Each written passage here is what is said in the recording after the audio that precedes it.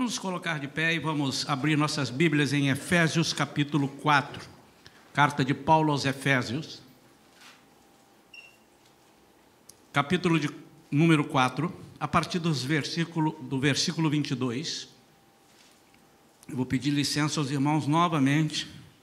Eu não abandonei a Bíblia revista e atualizada de João Ferreira de Almeida.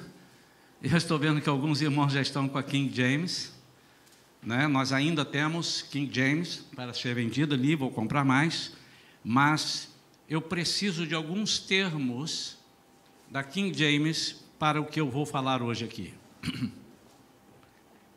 Quanto à antiga maneira de viver, versículo 22, fostes instruídos a vos despirdes do velho homem, que se corrompem por desejos enganosos, a serdes renovados no vosso modo de raciocinar, e vos revestirdes do novo homem criado para ser semelhante a Deus, em justiça e em santidade provenientes da verdade.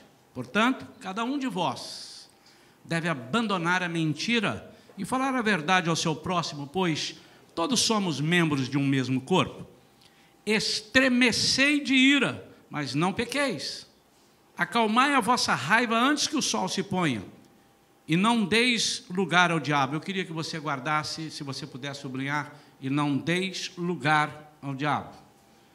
Aquele que roubava, não roube mais. Pelo contrário, trabalhe, fazendo com as mãos o que é bom, para que tenha o que repartir com quem está atravessando um período de necessidade. Pai querido, em nome de Jesus, nós queremos que Tu fales conosco, Senhor. Embora não sejamos dignos de falar contigo, o Senhor nos ouve. Fala o meu coração, primeiramente.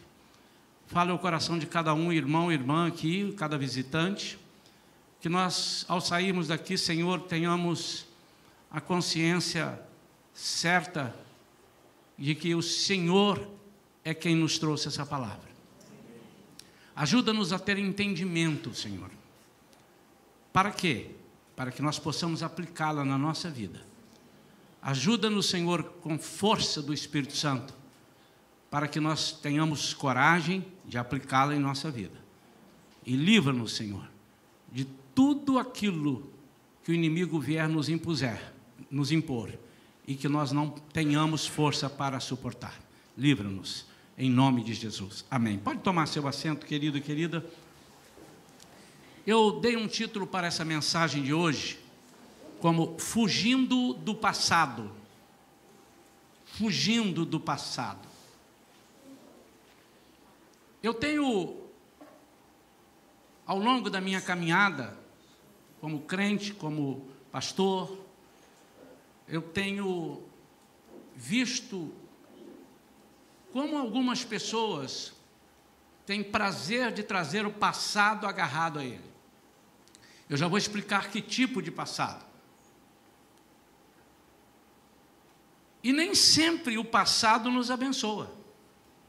Então, esse passado que eu quero sugerir aos irmãos que nós devemos fugir, é um passado que nos traz resultados ruins, não lembranças ruins, mas resultados ruins.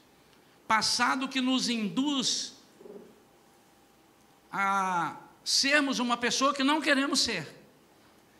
Passado que nos induz a nos acostumarmos com erros e acharmos que nós estamos na média e que o mundo está todo perdido e está todo mundo igual e eu sou um desses, porque se todos podem, por que eu não posso? Em Deuteronômio 30, de 15 a 19, fala sobre as escolhas que Deus coloca para o seu povo, e eu sou o seu povo, você é o povo dele, amém? E nós não podemos anular Deuteronômio da Bíblia, nós não podemos anular o Antigo Testamento, porque ele nos leva para enxergarmos aquilo que ele estava querendo plantar, que é a vida de Jesus, para nos dar uma salvação verdadeira. E ele diz que a bênção ou a maldição você deve escolher, ou a morte ou a vida. E ele diz que são escolhas suas. Interessante que quando a gente vê isso daí e não raciocina muito bem, e o Evangelho é algo que nós temos que raciocinar, talvez nós estejamos passando por algumas situações de não entender ou de não viver, porque nós queremos viver um Evangelho na emoção, mas é de raciocínio. Ele aqui, ele diz que nós devemos renovar a nossa forma de raciocinar. Nós pensamos que, não, a bênção é o Senhor que nos dá, Ele dá para quem Ele quer. Não, nós escolhemos, porque Ele coloca diante de nós a bênção e a maldição, e diz, escolhe. Então, é claro para nós, nesse texto, em outros, ainda em Deuteronômio, e Ele diz isto. Ele diz, porei diante de vocês a morte e a vida, bênção e maldição, ou a vida e a morte, bênção e maldição. E nós escolhemos a vida e nós escolhemos a morte. Há coisas que nós não podemos desafiar, ainda que sejamos super crentes. Por exemplo, você não pode desafiar a lei da gravidade. É um fato. Conquanto Deus tenha poder de se suster, se você pular de um prédio, não é por isso que você, crendo em Deus todo o tempo e sabendo que Ele é poderoso, você vai pular de um prédio. E eu quero fazer uma pergunta para os irmãos entenderem aonde eu vou chegar, porque eu quero falar nesta noite sobre a maldição que alguns chamam de maldição hereditária, e alguns crentes dizem, não, eu não tenho maldição hereditária, eu disse, não tenho maldição hereditária. E eu quero tratar isso com outro nome, porque muitas vezes o problema está no nome, para alguns. Eu não tenho a menor dúvida de que quando nós morremos, morremos para o mundo, quando nós aceitamos a Jesus, Ele nos segura em sua mão e nos dá garantido ali, Ele está garantindo que Ele não vai voltar atrás, uma salvação que é uma bênção. E tudo aquilo que nos impedia de ter esta salvação, Ele anulou na cruz. Então, todo aquele pecado hereditário que nós herdamos é cortado imediatamente. Mas eu quero mostrar para os irmãos a diferença da maldição familiar, a maldição de amigos, a maldição de parentes distantes, porque é isto que o tema trata. A primeira coisa que eu quero que você saiba, e deve saber, se não sabe eu vou te informar, que Paulo estava escrevendo para crentes. Primeira coisa, ele estava falando à igreja de Éfeso. Então ele tem algumas colocações aqui, que ele claramente deixa-nos saber que se nós não fizermos, nós é que temos que fazer e não esperar que Deus faça. Ele em momento nenhum disse assim, portanto, aquele que roubava, fique tranquilo que você nunca mais pensará em roubar. Não disse isso. Ele disse, aquele que roubava, não roube mais. O que ele está dizendo aqui, irmãos? Você é sujeito a roubar. Aquele que mentia, não minta mais. O que ele está dizendo? Você pode ser um crente mentiroso. Por que Jesus não limpou isso de mim? Porque isso é um trabalho da nossa alma. Nós é que temos que trabalhar isso juntamente, de parceria com Jesus. E é sobre isso que eu quero falar. Eu quero fazer uma distinção entre a nossa conversão e o nosso dia a dia, caminhando para a salvação. Eu quero que você saiba, ao final da palavra, distinguir muito bem. Uma coisa é o ser convertido, outra coisa é o viver uma vida de novidade de vida. Porque muitos crentes ainda pensam, e eu não sei, meu irmão, se eu vou ferir a sua teologia, mas está na Bíblia. O apóstolo Paulo está falando para crentes aqui. Confere lá. Nós achávamos o seguinte: eu converti, pronto, a partir de hoje eu sou santo. No sentido separado, é verdade. Mas você tem muito carrapicho para ser tirado. Você tem muitas manias para serem tiradas. E o exemplo disso, a figura disso, é o que aconteceu com o povo de Deus quando saiu do Egito e passou pelo deserto. Eles não saíram do Egito e foram diretos para a terra prometida. E eles foram para o deserto porque, como eu tenho dito aqui, todo crente precisa passar por um deserto para ir deixando ali algumas crendices. Falamos domingo passado, irmãos, até alguns anos atrás, alguns anos é 50 anos, mas alguns anos, não 2 também, porque aí pega mal para mim, né? Mas alguns anos atrás, sei lá, uns 15 anos atrás, 20 anos atrás, eu tinha algumas crendices que hoje eu não tenho mais. Há 30 anos atrás, eu sou crente há 67, embora não pareça, não é? Sou convertido a 67, eu nasci no lar, depois enfim. Mas eu tinha algumas crendices, que para eu ter sorte, eu tinha que ter uma fitinha do Senhor do Bonfim no braço, que para eu ter sorte de alguma coisa, eu tinha que ter uma ferradura, um pé de coelho, e muitos crentes têm. Falamos semana passada sobre o horóscopo.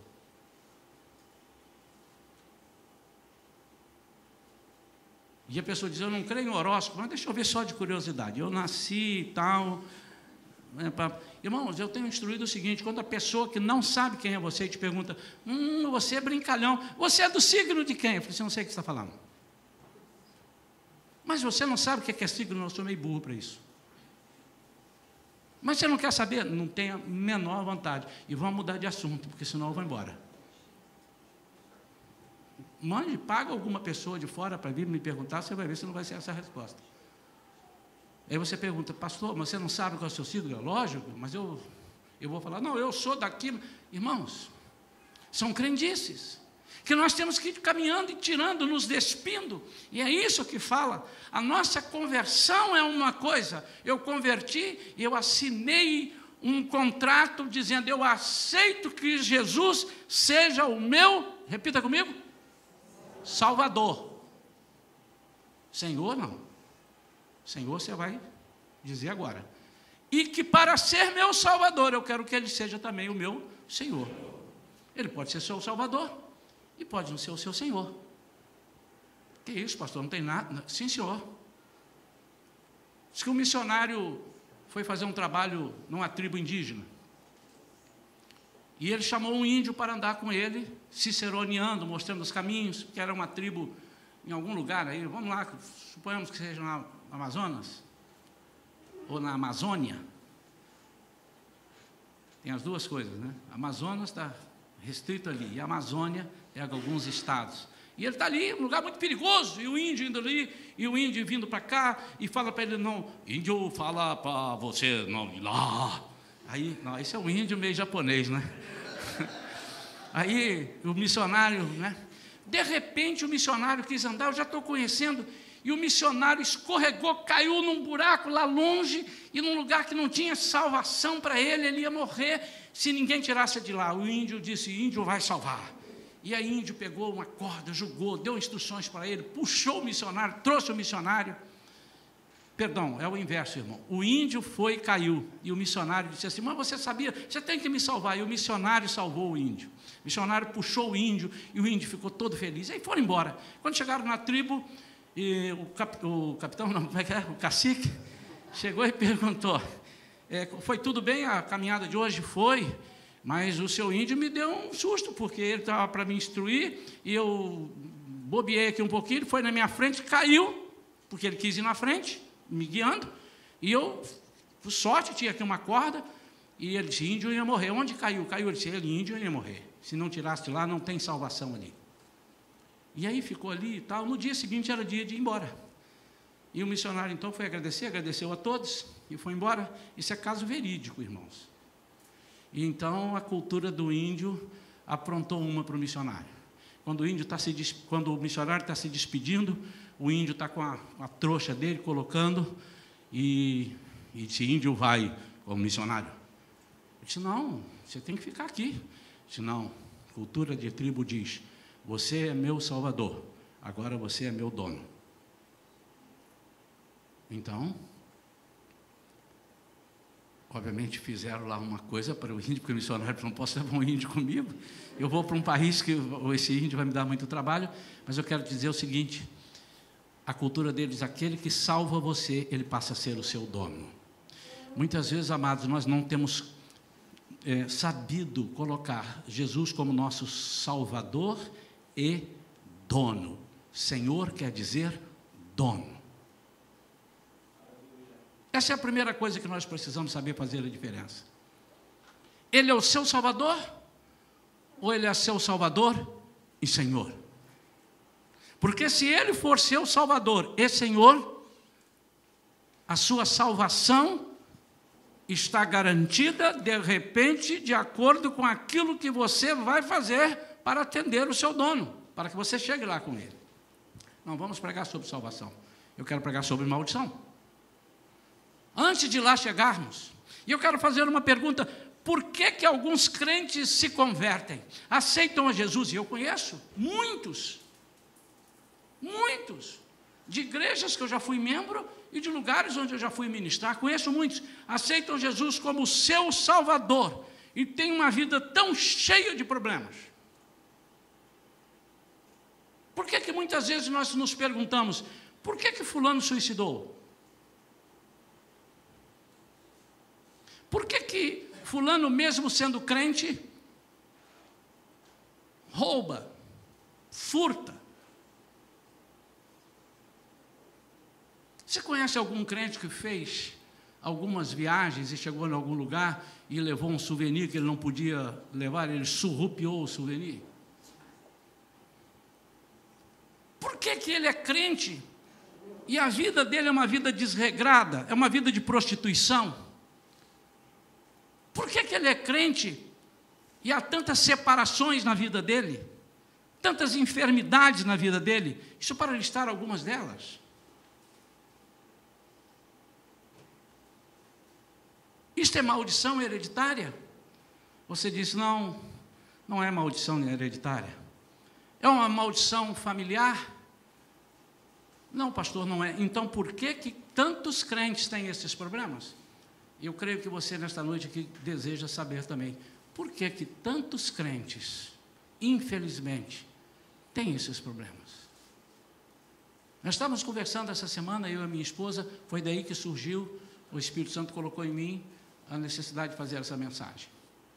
Estávamos tomando um café ou almoçando, não me lembro, mas estávamos fazendo uma refeição, só nós dois, para variar. E nos veio à mente uma pessoa, eu disse, puxa vida, aquela pessoa, uma pessoa que estava com um problema no casamento, e nós fomos lá aconselhar, demos todas as oportunidades, e a pessoa negou o tempo todo, não, eu não tenho ninguém. Mas por que você está separando? Ah, porque meu marido é chato, meu marido é isso e aquilo. E interessante, chorou na minha presença, mas aquele choro não me convenceu, e eu saí de lá com a sensação de que eu estava sendo enganado. E ficamos orando, dias depois, ou poucos meses depois, veio à tona que ela então estava casando de novo, e casando com essa pessoa, com quem nós desconfiávamos que ela estava tendo um caso extraconjugal. E aí a minha esposa falou assim, interessante, aconteceu a mesma coisa com a mãe dela. Ambas são crentes. Como é que você explica isso? Vou tentar explicar. Veja a instrução do apóstolo Paulo, o que é que ele diz? Quais são as atitudes que eles teriam que tomar? Eles tinham que se despir do velho homem que se corrompe. Então Jesus salvou, mas não despiu. É uma decisão sua.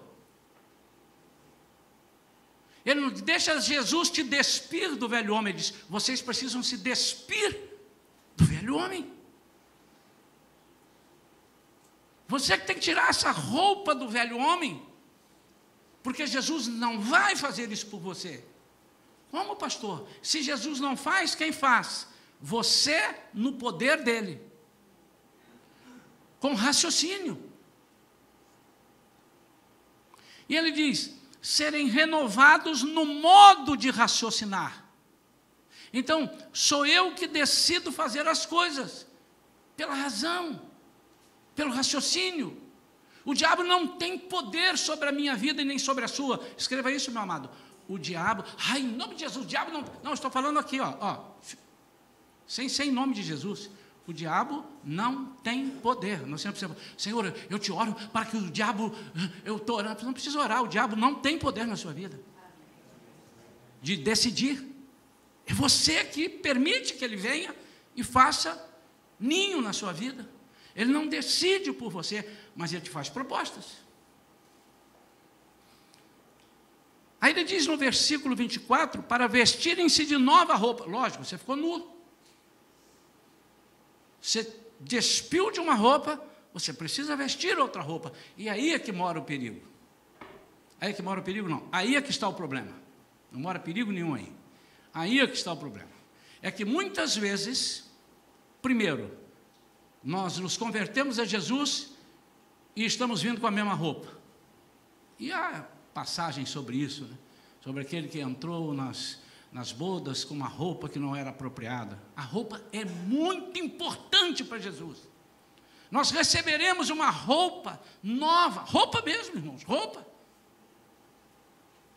Você que gosta muito de roupa de marca, eu também gosto. Pode esquecer que o anticristo vai ficar com tudo isso para ele. Nós vamos ganhar lá uma roupa sem marca, não vai ter etiqueta, não vai ter nada. Vai se acostumando, meu amado. Te sugiro que se você gosta de roupa de marca, compra, vai atrás, tira a etiqueta toda. Bota o símbolo da Shalom assim, ó. Vestirem-se da nova roupa. Sabe o que significa isso? Revestir. Ele está dizendo aqui. Ele usa o termo revestir, é vestir de novo. Com o quê? Agora com a roupa nova. Mas que roupa nova é essa? É a roupa que vai ser oferecida diariamente pelo Espírito Santo. Note o que eu entendi disso aqui, irmãos. É que eu não ganho uma roupa e visto e estou com uma roupa que não troco. Todo dia eu troco a roupa. Naquele sentido ali. Não estou falando das vestes celestiais que eu vou ter lá. Eu nem sei. Também não estou preocupado se vai lavar, porque não vai ter máquina de lavar, não vai ter sujeira, não vai ter, não vai ter suor, não vai ter desodorante. Acho que não vai precisar nada disso lá no céu. Mas eu estou falando nesse sentido aqui. Todos os dias eu preciso de vestir uma roupa nova. Por quê? Porque todos os dias eu vou me encontrar, eu vou me achar diante de uma situação que eu preciso falar, essa aqui é roupa velha, aqui é do novo homem. Eu não posso fazer isso, porque se eu fizer isso, eu estou pegando a minha calça jeans toda ruim, velha. Eu tenho que pegar a minha calça jeans nova. Quantos estão entendendo isso?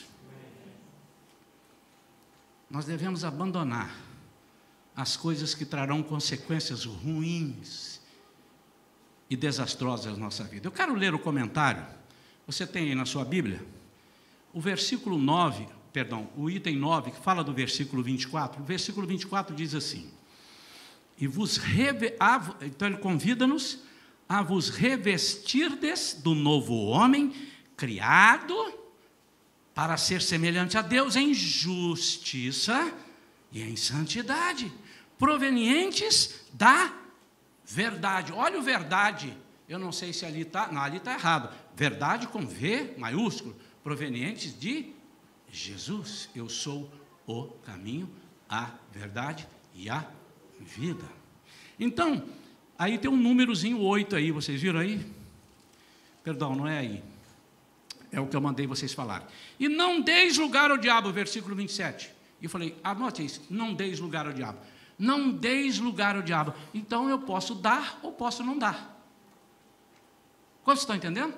Se ele disse assim, não dê lugar, viu, Augusto? Não dê lugar aí para ninguém sentar nessa cadeira. O que é que eu estou dizendo? Você tem autoridade. Senta quem você deixar sentar.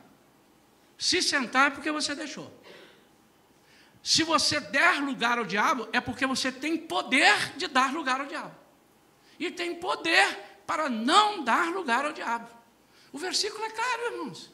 Agora vamos ver o comentário. Aí tem um númerozinho 9, quem está com a Bíblia King James, quando vem um númerozinho no final do versículo, você vem aqui no capítulo, no comentário, acha o número dele aí, 9. Aí diz assim, o ser humano não é desprovido de suas emoções naturais quando se torna um cristão convicto e fiel. Aceitei Jesus, não tenho mais emoções. Sou um ET, não tenho mais nada. Não. Isso é estudo, não é uma opinião de um teólogo, isso é um estudo, por tudo que a Bíblia nos mostra. Todavia, há uma bênção poderosa reservada para os crentes que confiam na direção do Espírito Santo e submetem aos seus cuidados, todos os sentimentos e vontades. Está começando a entender? Qual é a minha vontade? Essa ou essa? Eu estou inclinado para aqui. Aí você, Espírito Santo. Aí ele diz, que bom que você me pediu, porque você ia entrar numa fria, e eu vou te dar. E eu vou te orientar aonde você é. Isso é raciocínio. Porque se você não raciocina, você não pede o Espírito Santo.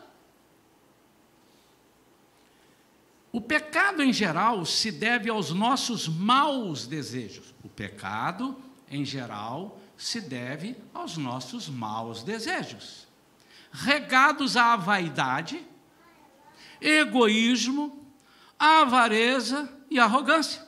Muito mais do que as tentações promovidas diretamente pelo diabo e seus demônios. O que eu estou dizendo aqui, que eu tenho pregado aqui, irmãos? Nós temos colocado muita culpa no demônio. O demônio, irmão, ele não pode, você é quem decide.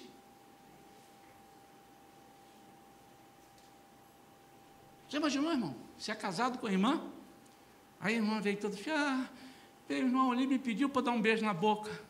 E ele falou, você tem que deixar eu dar um beijo na boca. Aí o que é que eu vou fazer? Eu vou magoar o irmão? Eu dei um beijo na boca dele. Você é que decide se vai dar ou não. Agora, ele tem direito de te pedir um beijo na boca? Claro que tem. E tem direito de pedir mais coisas. E você decide se quer ou não. No momento que você olhou e decidiu, disse assim, puxa vida, minhas amigas beijam tanto, meus amigos beijam tanto. Você decidiu beijar. E você decidiu, e agora diz que é o diabo. Não, ele só te apresentou.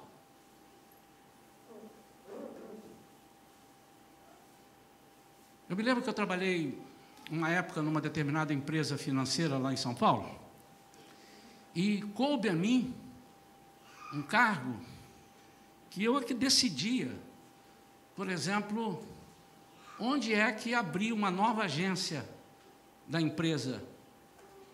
E o ponto e tal, eles faziam-se uma pesquisa, uma análise, aí eu achava, tem 3, pode ser ali, pode ser aqui, pode ser aqui.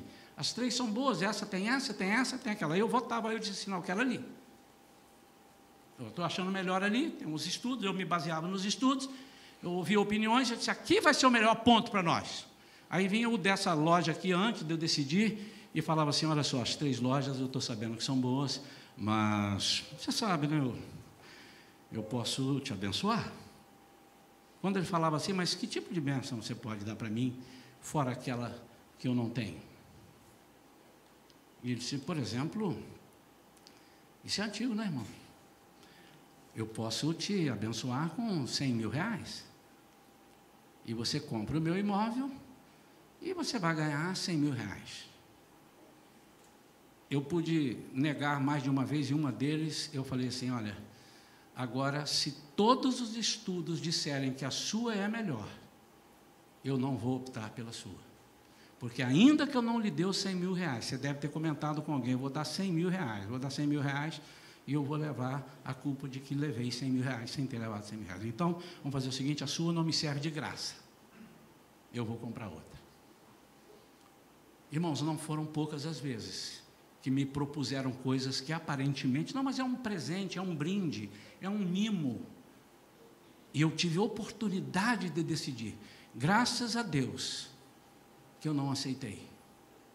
Graças a Deus. Porque hoje eu estou de coração aberto, na frente de uma igreja, dizendo assim, todos os dízimos, todas as ofertas que vocês trazem para a casa do Senhor, podem trazer qualquer auditor, leva lá todas as notas, tudo que vocês puderem fiscalizar, entrem lá e olha, porque antes de vocês fiscalizarem, eu já fiscalizei com o Senhor e disse, eu estou limpo diante disso, porque eu optei. Mas quando eu era guri, eu tomava conta do açougue do papai na hora que ele ia almoçar. Eu abri a gaveta lá e vi umas notas, tudo assim misturado, ele não vai saber quanto tem aqui. E eu tirava uma nota lá para comprar. Eu gostava muito de pão com mariola. Vocês comeram pão com mariola? Você já comeu, meu amado? Você que está aí do lado de pão com mariola. Mariola é uma goiabada lá, bananada, né? Eu comia pão com mariola. Ou então, uma vez eu queria jogar bola, não tinha bola, fui ver quanto custava uma bola de couro. Eu só tinha aquela bola de borracha, bola de bexiga de porco. A gente pegava bexiga de porco, enchia, fazia bola. Uma bola de couro bonita. Eu fui lá e peguei o dinheiro do meu pai. Não, mas eu ajudo meu pai. Eu ajudava, ele não me dava nem uns centavos. Isso é roubo, irmãos. Mas o Senhor me curou. Porque eu defini, a partir de agora, eu era garoto, 10 anos, talvez, 9 anos, eu não aceito isso na minha vida. Eu poderia ter continuado e depois roubar do irmão, roubar da irmã, roubar na rua, furtar uma bolsa que está no mercado, porque há pessoas que são crentes e têm essa doença, por decisão. Então, o vestir de novo, o revestir é por você.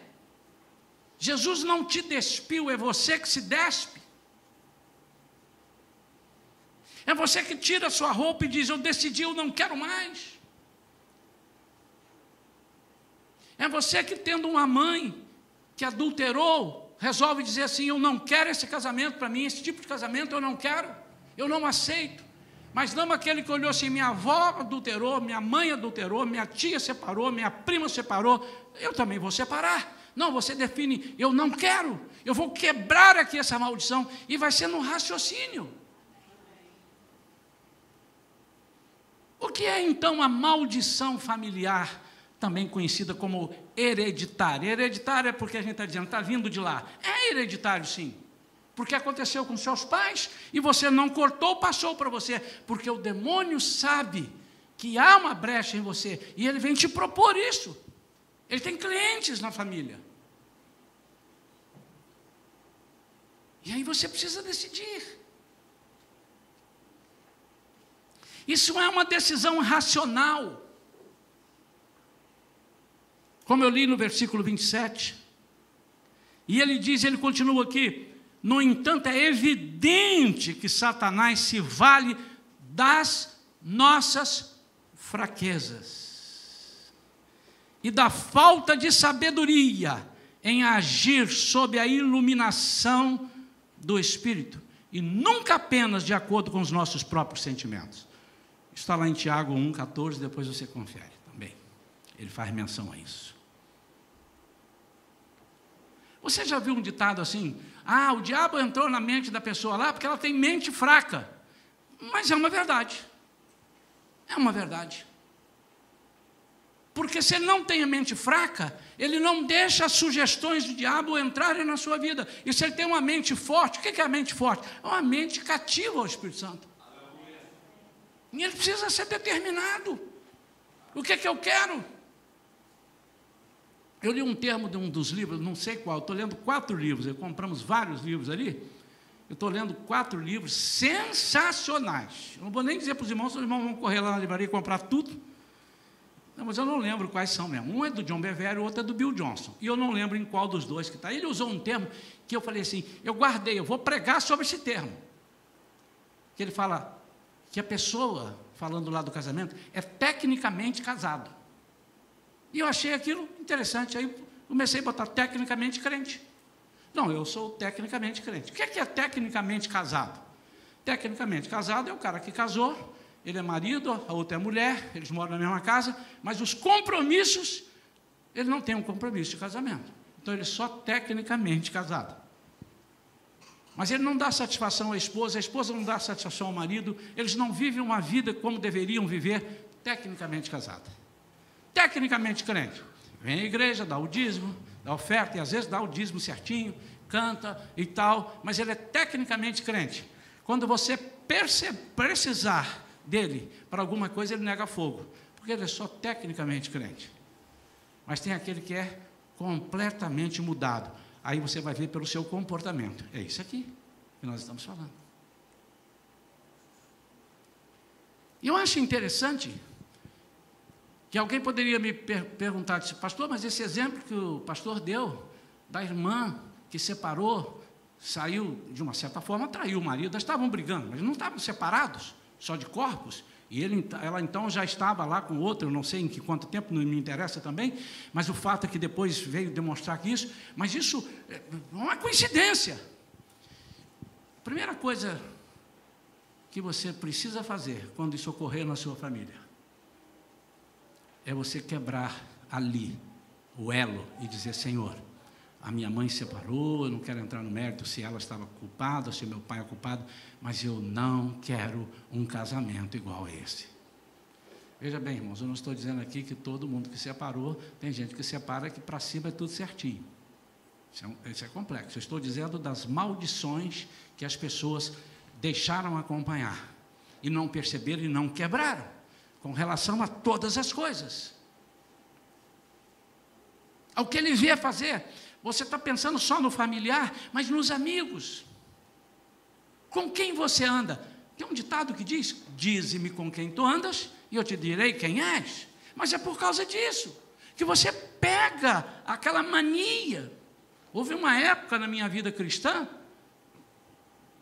dos meus 20 e poucos anos de idade, até 30 e tal, eu já dei esse testemunho aqui, eu falava muito palavrão, irmãos. Mas eu era crente. Eu era convertido, mas eu escolhia falar palavrão, porque eu trabalhava num lugar onde todos falavam palavrão. Cada 10 palavras, 15 eram palavrões. E eu optei por aceitar aquilo. E eu comecei a usar aquele linguajar. Mas se no primeiro dia eu dissesse assim, mas que coisa, vocês falam, vocês estão com a boca muito suja, não quero ouvir isso. Se for conversar comigo assim, eu não vou conversar. Mas eu achei, é normal, porque todos falam.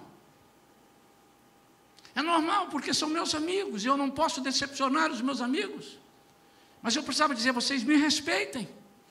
Porque assim como que vocês não querem que eu pregue o evangelho para você com a Bíblia, não. Aí uma vez eu falei para um deles, se você não parar de falar palavrão perto de mim, isso eu já estava, foi depois da transformação, em 1986, quando eu fui batizado no Espírito Santo. Se você não parar de falar, eu vou começar a cantar um hino aqui na sua frente, você vai ter que ouvir o hino do início ao fim. E você não pode me impedir de pregar a palavra. Eu vou levantar aqui, abra a palavra de Deus, eu vou falar aqui desse auditório. Mas que é isso? Você não pode. Nem você pode falar a palavra no meu ouvido, porque meu ouvido é santo. Isso é uma decisão sua. Engraçado, irmãos, nós temos a cara de pau, né? De falar para algumas pessoas algumas coisas, e não temos coragem de falar outras que precisamos falar. Nós temos a cara de pau de negar algumas coisas e não temos coragem de negar outras que precisamos negar, nós vamos ser fortes. Nós precisamos ser cheios da autoridade de Deus, isso é uma decisão racional. É algo que você raciocina.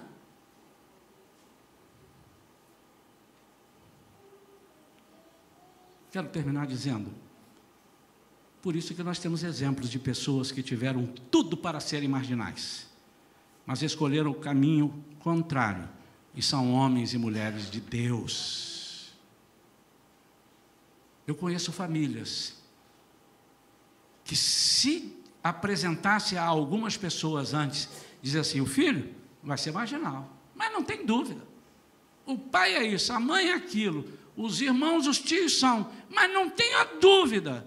E de vez em quando passa na televisão, o cara que nasceu lá na favela e andou no meio do tráfico, não sei o quê, agora está com um programa assim, teve tudo para ser ruim, teve tudo para ser do diabo, e a pessoa de bem, uma pessoa crente, uma pessoa cheia da autoridade.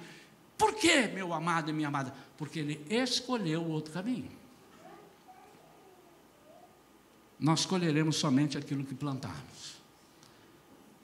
Então, queridos, por que existe essa maldição? Porque nós não resolvemos, ou resolvemos não fazer, não nos despirmos do velho homem. Nós nos convertemos, mas nossas amizades são as mesmas. Deixa eu te dizer, há um preço a pagar, e o preço é esse, não o preço que você pensa, de andar de joelhos, subir a escadaria da penha de joelhos. Isso é muito pequeno diante do que Jesus pagou por você. Ele pagou um preço alto e forte, mas o preço a pagar é, se precisar, você terá que decidir por perder amizades, para que maldições não te acompanhem. Aí você agora vai entender Jesus dizendo: quem não deixar pai e mãe, por causa de mim e do Evangelho, não é digno de mim, não pode ser meu discípulo. O que é deixar por causa do Evangelho? Por causa de mim, por causa do compromisso que você fez comigo, Deus ser seu dono. Por causa do Evangelho, porque eu não conheço nenhum Evangelho que pregue mentiras, eu não conheço nenhum Evangelho que pregue roubos, eu não conheço nenhum que pregue adultério. Embora, irmãos, a gente esteja diante de algumas coisas cavernosas, existe um outro Evangelho, que não o Evangelho de Jesus Cristo. Existe até um Evangelho segundo Allan Kardec. Mas eu não quero entrar nessa aqui. Existe um outro evangelho, é o evangelho da facilidade. Num dos livros de John Bevere, que está abordando isso, é um dos livros que eu estou lendo, nós precisamos ter coragem de agradar a Deus e não agradar os homens, agradar antes a Deus. O evangelho da facilidade, onde as pessoas são aconselhadas de acordo com a sua influência, ou de acordo com o seu dízimo, de acordo com a amizade, de acordo com os benefícios que ele pode trazer para a comunidade. Como nós nos sentiríamos chegando na presença do Senhor, e o Senhor dizendo assim: rapaz, menina, mas como é que você explicou uma coisa completamente diferente daquilo que eu tenho ensinado na palavra? Onde você aprendeu isso? Onde você aprendeu que eu estou mandando a pessoa se separar, que eu estou mandando a pessoa matar, que eu estou mandando a pessoa fazer a mesma coisa? Faz a mesma coisa, ele faz a mesma coisa. Onde você aprendeu isso? E depois nós não queremos ter maldições. Na maioria dos casos, irmãos, nós estamos estudando aqui, libertação, às segundas-feiras, o curso do SECOL, até vem lá esse mês, depois virá outra turma. Nós estamos vendo e podemos constatar: fulano suicidou. Checa um pouquinho, vê o que está acontecendo. Se ele não tem antecedentes de suicídio, ele tem antecedentes de problemas que o levaram a suicidar. Porque para cima ninguém pode ter suicidado, mas tem problemas que levaram não a suicidar, mas a matar o outro. Está preso, ou foi preso. Ou então a separar da família, por causa dos problemas. Alguma raiz tem ali, roubos e drogas. Essa semana, esses dias aí agora, eu nem conhecia, andou por aí, e eu quero que o irmão, você não tem um comentário meu, irmão, pode olhar meu Facebook, não tem comentário, porque eu não comento isso. De uma cantora que eu nem conheço, deve ser nova, porque não é do meu tempo, não conheço, que eu não vou citar o nome dela aqui, que foi pega com drogas. Mas isso, irmão, isso é mais velho do que andar para frente. Eu estou há 30 anos no Ministério de Louvor, já rodei muita igreja, e já cheguei em igreja que o pastor disse assim, meu amado, você não...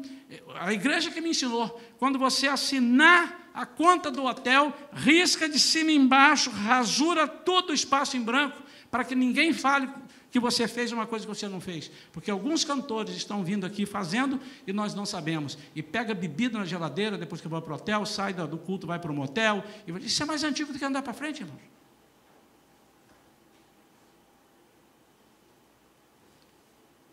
E aí fica uma disputa de crente no Facebook. Oh, irmão, nós temos que amar. Oh, não acuse, você também deve ter problema. Oh, e o problema não é resolvido. O que aconteceu com essa moça? Porque é fato, está gravado. Ela falando, o marido dela falando, eu não sei quem falando, mas isso é outra conversa. Irmãos, alguma coisa ali, ou ela andou do lado de algum cantor que tem o hábito de fumar droga, ou de consumir droga. Ou ela tem um parente. Mas isso eu não tenho a menor dúvida. Irmãos, se há um cantor que pode dizer que já visitou mais de 50, eu estou falando 50 para falar pouco, favelas e lugares bravos, lugares de droga, sou eu. Eu nunca deixei de ir. Estou indo terça-feira agora pregar em Bangu.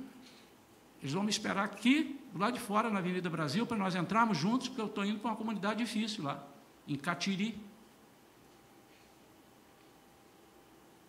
E por que eu não fumei droga? Por que eu não experimentei droga? E vi droga.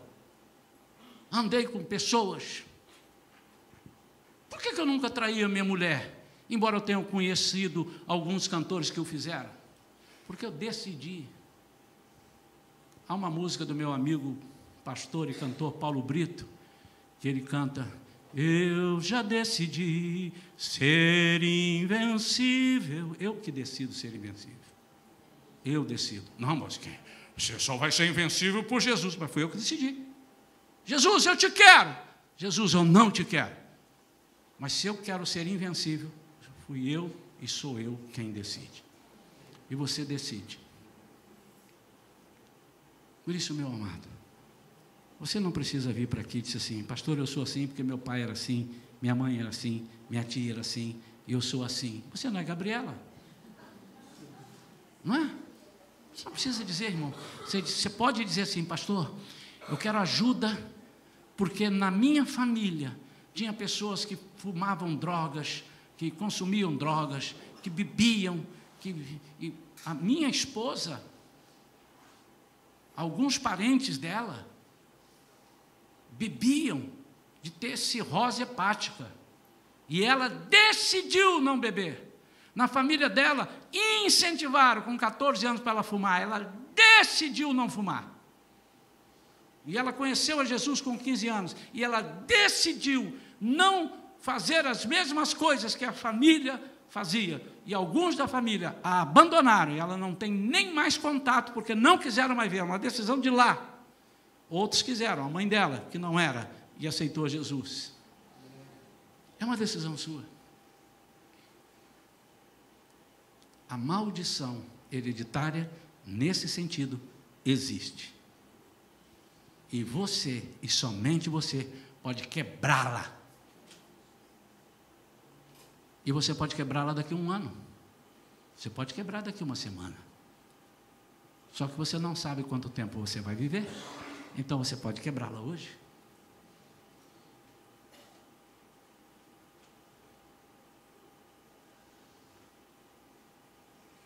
Eu queria que você agora, em alguns segundos, porque eu sei que enquanto eu estava pregando, o Espírito Santo foi te mostrando algumas coisas na sua família.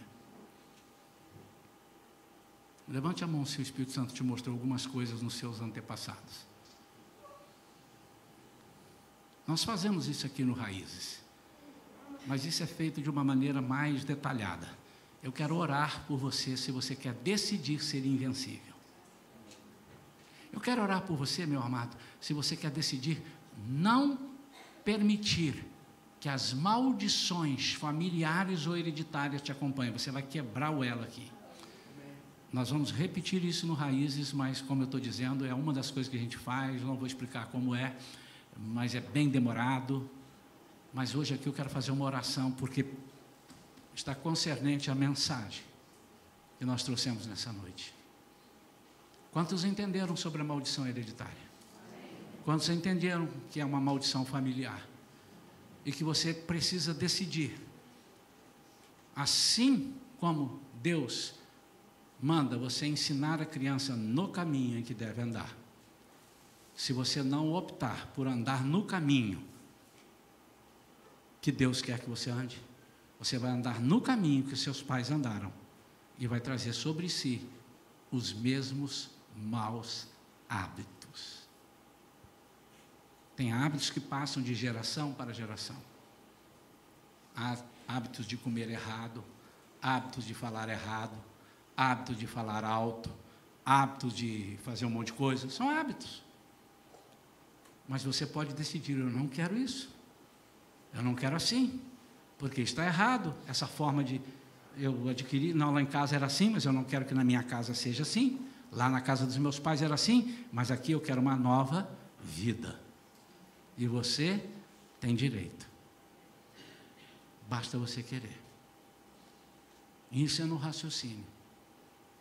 Então, sem música, para que você venha na razão e não na emoção, eu quero te convidar aqui à frente para eu fazer essa oração, para que o Senhor quebre tudo que foi de ruim do seu antepassado, para não vir sobre você ou sobre os seus filhos. Porque uma forma, quando você quebra aqui, não vai vir para os seus filhos. Mas mais do que isso, meu amado, preste atenção, essa oração não vai resolver tudo. Você vai começar hoje a ter uma vida de decisão. Eu vou raciocinar, isso eu não quero. E comece pelas coisas simples. Não fure a fila no banco. Aguarde o seu lugar. Não pare o carro estacionado no lugar proibido e conte uma mentira para o guarda que a sua mãe está morrendo, que você veio com não sei o quê. Comece pelas coisas mais simples. São simples. Atenda o telefone quando te falar em casa. Fulano está aí. Não diga que eu não estou. Diga que está e que não pode atender, que liga depois.